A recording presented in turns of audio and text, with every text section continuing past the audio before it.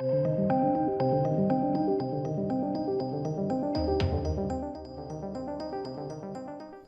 ladies and gents. I saw this on Twitter probably about 3 days ago now. I was blown away. This thing looks amazing. A horror Winnie the Pooh. I'm here for it. I'm here for it. I mean, it doesn't look good, by the way, but I'm still here for it, and it looks funny, and I'm game. And the reason why we're able to get this, copyright's lapsed, public domain now. Oh yes. I say, Carl, look at this. Winnie the Pooh, Blood and Honey. New movie. Puts a horror spin on the beloved. But I mean, look at that. Jesus. I mean, it looks atrocious.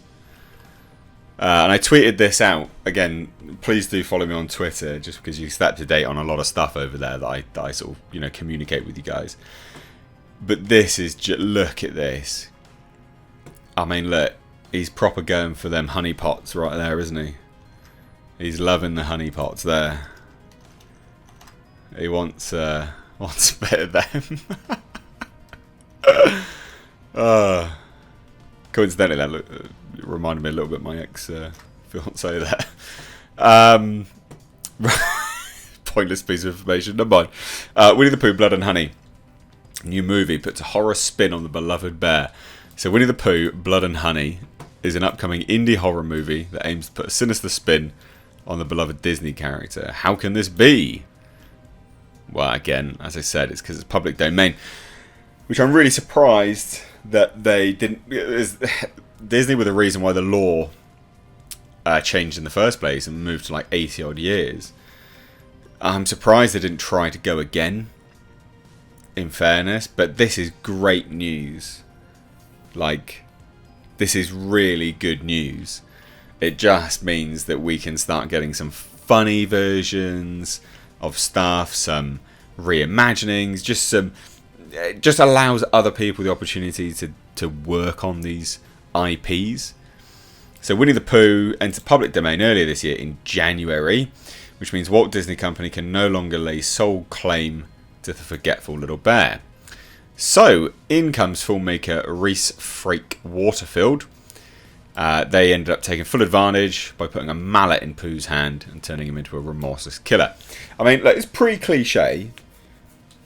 We can all agree it's not exactly, it's not exactly auteur work.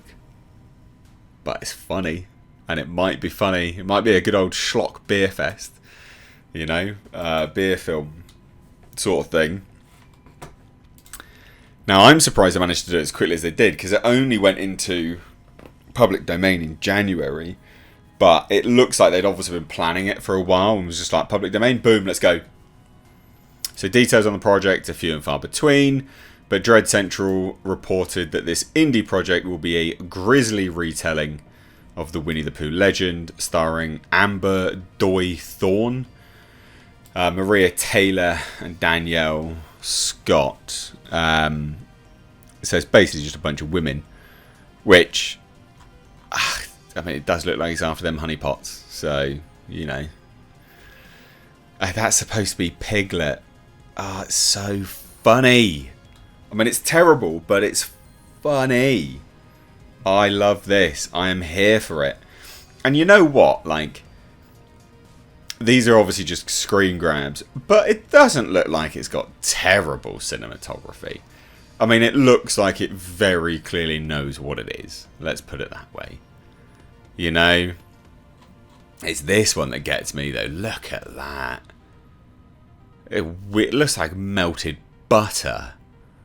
Doesn't it? It looks like you've got a knob of butter, melted it, mashed it with a knife, and then you've ended up with Winnie the Pooh in a horror flick. For fuck's sake. So there's obviously some other ones like this one here. It reminds me of all the sort of movies that were coming out in the, what is it, like mid-90s, sort of early 2000s. These sort of like scary movie type things. They'd always have like a hot chick, get her tits out, get us running around screaming, because that was a play on what we were getting in the movies at the time, right? You just get these like ridiculous teens were very clearly not teens, but they were supposed to represent teens, and they just, you know, they were models and stuff, and they were just being murdered. So it was funny. It's very clearly that, you know. Yeah, here, like, Get Out. It's obviously someone's being, you know, scoped out. And then, fuck's sake, Winnie the Pooh drives a BMW, by the way.